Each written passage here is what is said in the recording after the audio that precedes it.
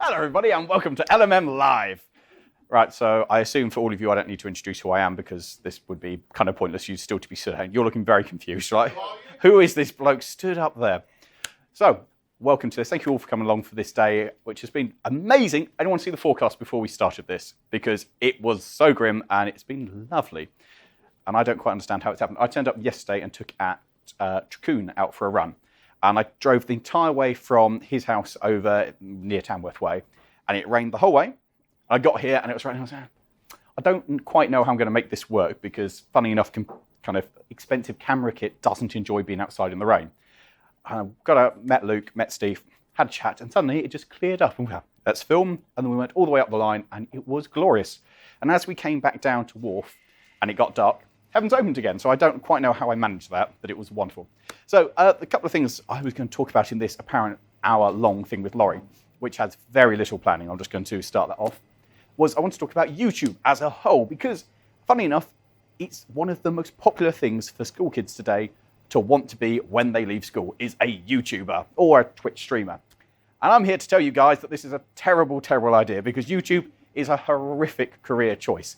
I have been doing this now for basically 5 years, and it's only now starting to approach a stage where I am looking at being able to take some money out of it. The rest of it just disappears. Everyone goes, oh, you're a YouTuber, you make loads of money. No, we don't. It's awful. For the amount of time and effort that you put into a video, you get nothing back. If you're a massive YouTuber with hundreds and hundreds of thousands of subs, yes, you can make quite a bit of money. In fact, one of my friends who's on 280,000 subs, he's bringing in something like north of £6,000 a month. Plus he's advertising on top of that. And that sounds lovely, because if you're at that stage, you have money to play with. At my stage, I don't make anywhere near that, and it's painful. So going off to all these railways and doing all of these things is great if you have money. If you don't have money, it's an entirely painful experience. I've been very lucky and looked after by a lot of people that's allowed me to do this. But the point I wanted to kind of make was, why would you actually do this?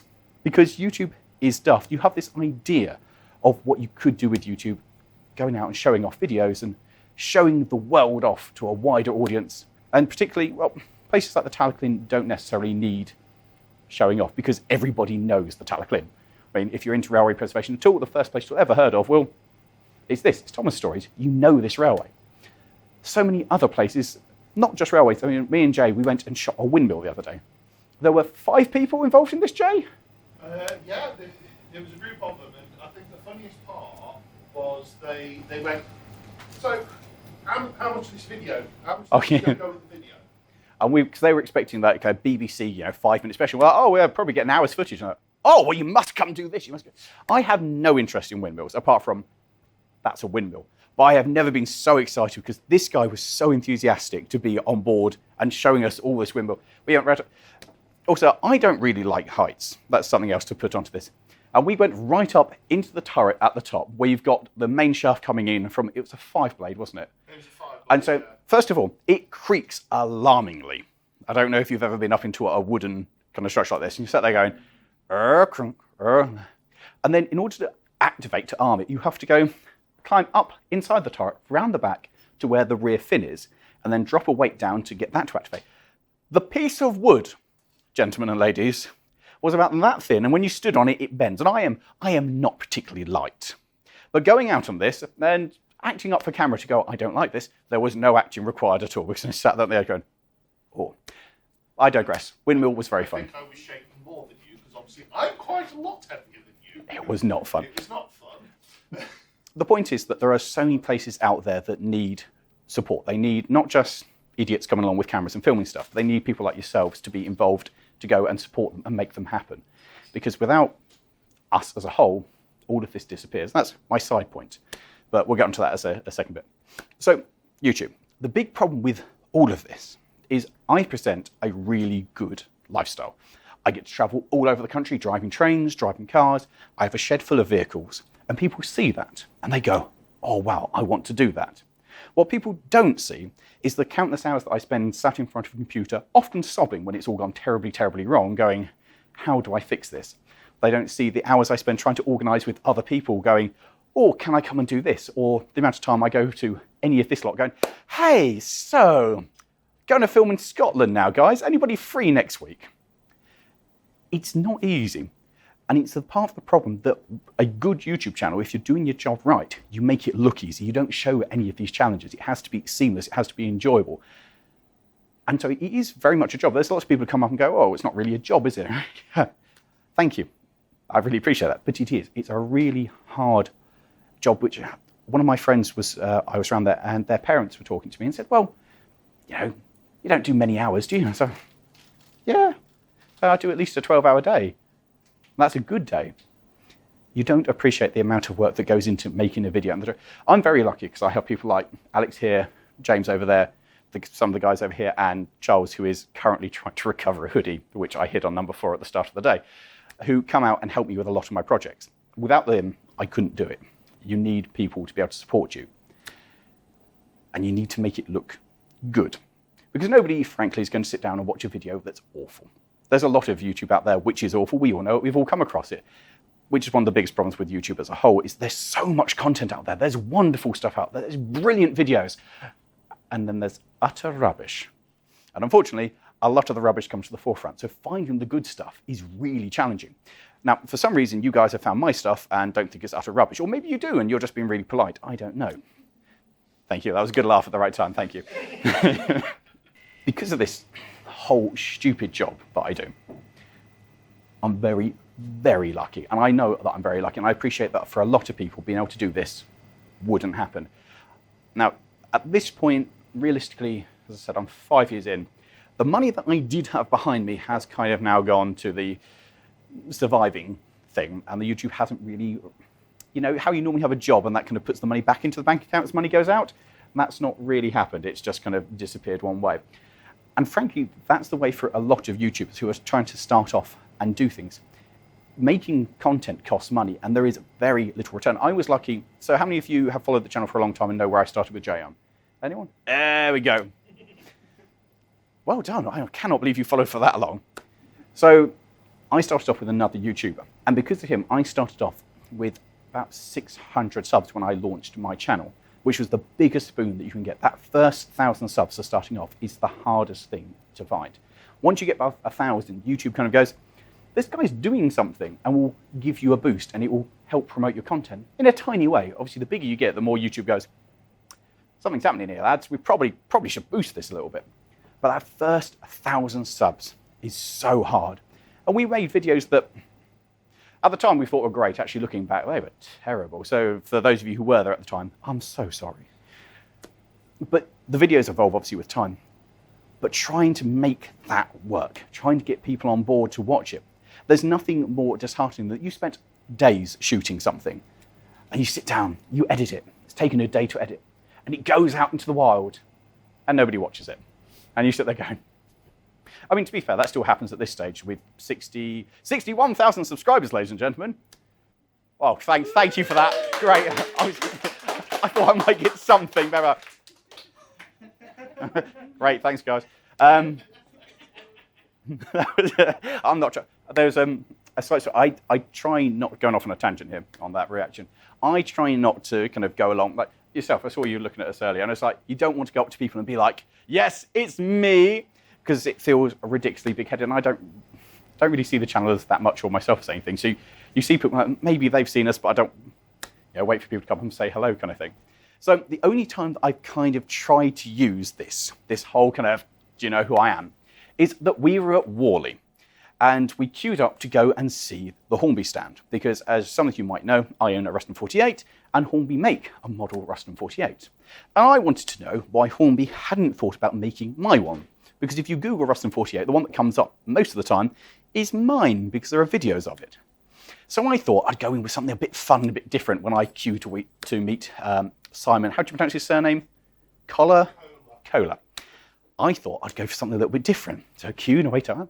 Hi, Simon. I just wanted to know, why have you not made my Ruston? And he looked at me, and with no humour or anything, went, sorry, who are you?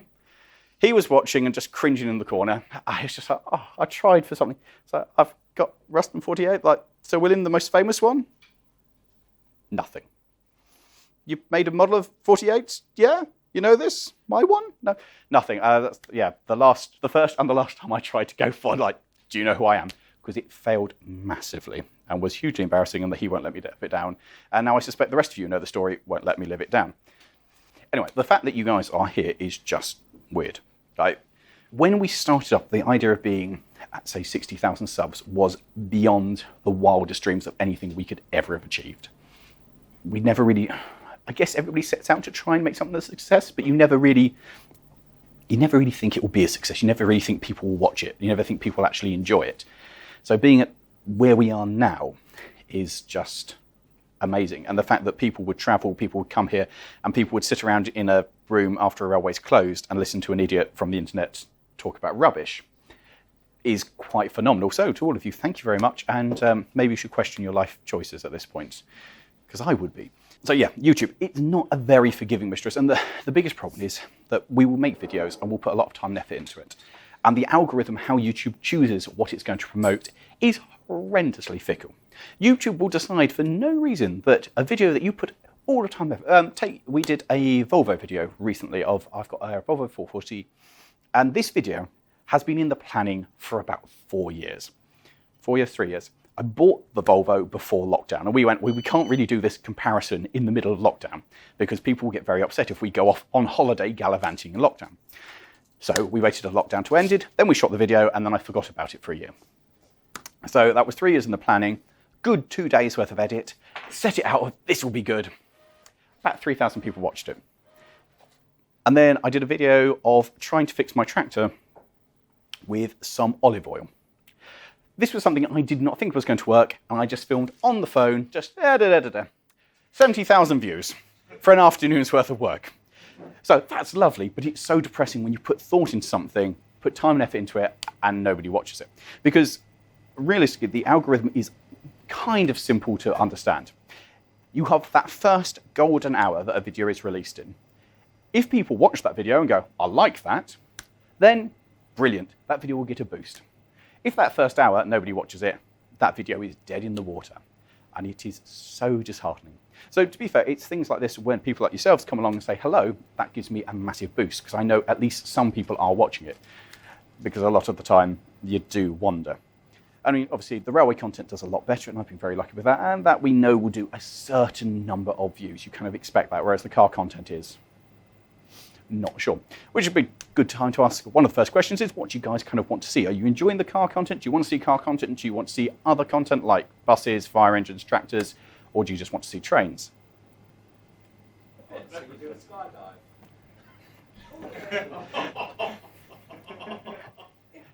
That could be LMM drives a plane like, oh no, I've fallen out. I don't think I would survive because the curse is real. So did any of you guys see the video I did on my friend's crane? So you seen this? The crane has appeared 3 times on the channel now.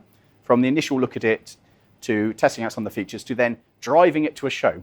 Because to save time, he's got an HGV license, but he wanted to take his comma and said, Lawrie, you've got an HGV. Do you want to drive the crane? And I went, like an idiot, yes. I was in that vehicle no more than 5 minutes before it blew an airline. To which, as I stopped and watched them disappear into the distance, like they'll probably come back in a minute. Swung back in the lorry and they just looked at me and went, curse is real, isn't it? I said, yep, thank you. It is indeed. I went on a total tangent to what I was planning to talk about there. Anyway, so basically where are we? Oh, yeah. To sum up the YouTube stuff. So, skydive, probably not going to happen because I would just... You know how rabbits freeze in the headlights? That would be me in a skydive, just like, ah! And the ground getting closer and closer and closer until the end. So kind of that basically sums up YouTube. YouTube is terrible. Thank you all for putting up with YouTube. And I do apologize for all the adverts. Without the adverts, I literally make no money. And I hate ads. So anytime I watch a video and the ad comes up, I turn it off. Terrible kind of contradiction there, but thank you all for watching the adverts. Thank you for doing that. If you could possibly just not press skip ad in the future, that really helps. So, Talyllyn is wonderful. Give people from all around the world that come and volunteer here, which is wonderful. But it only seems to be somewhere like the Talyllyn that has this ability to bring young people in, older people in, and people from different areas. There are so many places that I have visited and been where we did, well, like the windmill, where there are basically 5 people who are all of that generation. And they're super people and brilliant, but there was no one young. And there was nobody there looking to bring young people in. And at the age of, I am 33 at this point, not what the radio will tell you when, did any of you listen to my radio interview that I did on Radio 1, 2? I don't know, it was Absolute, wasn't it? Absolute Radio. Yes, at that point, they put up something asking, what would you tell yourself 20 years ago? And I went and I said, oh, well, that's fine. You'll own a locomotive one day. So they're like, oh, can we do a talk with you about this on the radio? Yeah, of course. So I went through and found everything about my loco. Weight, length, where it worked, date it was built, size of the engine capacity, everything you could think of. The first question they asked is, how old would you have been? In 2001, I went, 21. Yeah, I was off by a decade, so that was great. So since then, forever, in our Discord group, and if you're not part of Discord, join up, there was this just wave of chat of people and the abuse of, I don't know how old I am. So many places are crying out for volunteers, and particularly over COVID, we've seen a huge drop in volunteers, whether of people who found that they didn't fancy coming back, they found other stuff to do in COVID, or perhaps they just aren't with us anymore. The whole heritage movement faces this massive problem moving forward of finding people who actually want to give their time. I have some friends that I went to school with and then to sixth form with who to this day still don't understand the concept of volunteering. I get asked, oh, we're doing a party or a get together, can you come? Sorry lads, I can't. I'm firing tomorrow, or I'm driving somewhere tomorrow, I can't go. Oh, it doesn't matter if you're a bit late, though. Yes, it matters entirely. People don't seem to understand this idea of volunteering. And to be fair, a lot of people don't have the time today. It is a massive problem moving forward of, well, life in general. I know that very much doing this, that I can't volunteer as much as I once did. The other big problem is we seem to find with younger people, because there aren't the skill sets that are given to us at school anymore. Like, even when I was at school, we had this amazing workshop of which we never actually got to go in. There were lathes, there were magic machines that made stuff. We never got to do any of that. And the next generation that follows, and like him who's young and you're young and you're young and you're young, don't get to do this at school. You don't get to pick up these, well, proper physical work of working with machines. And that skills are maybe even thought slightly down on, of being able to use a lathe or work with your hands. And this is a real shame, because not only does it mean that we don't have a generation coming through with the necessary skills, it means that we have this invisible barrier between the next generation and those who are actively involved. There's this almost sense for a lot of people that, although you know people aren't going to say no, but you almost feel that people will say, well, you don't have the relative skills to do this. You might be very keen and want to get involved, and you know that's rubbish, but there seems to be this barrier that stops you going and getting involved. The other problem is you have lots of people like your age who are very excited and want to do these things, and by the time you become old enough to volunteer, because so many places have volunteer age of, say, 16, 17, 18, you found other things. Found girls, cars, and other more accessible things. It's very difficult to keep that interest. And that's one of the biggest problems I think that's actually facing us as preservationists, heritage people, and generally anything that's railways, cars, buses, tractors, whatever, is getting that new generation interested and keeping them involved. And frankly, I have no idea how we do that, because only places like the Talyllyn and a handful of other railways that I can think of that actually have a decent youth group. And that's a big problem, because apart from showing videos like this and trying to show off that I'm an idiot, clearly you've all seen that I'm an idiot, and I can do this, and try and get out.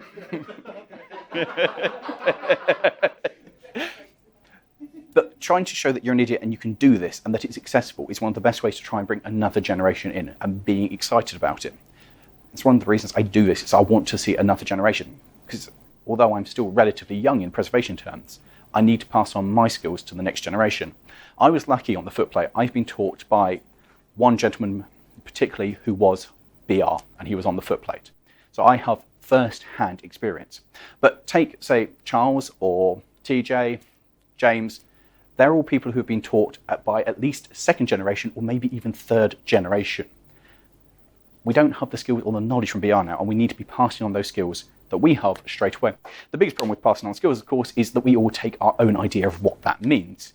So the way that I fire a locomotive may not be how someone on BR fired a locomotive, and how I tell somebody to fire a locomotive may not be how they choose to do it. Obviously, they'd be wrong, but that's something else. It's one of the biggest challenges actually with learning full stop, is the fact that everybody has a different way of doing it. And finding your own way moving forward means that you need to find the way that suits you. And whether this is on the footplate or whether it's working on cars, we all have different ways of doing stuff. And there is no right way. People who know what they're doing will tell you there's a right way, but that's not necessarily the correct way to do it. Anyway, I digress.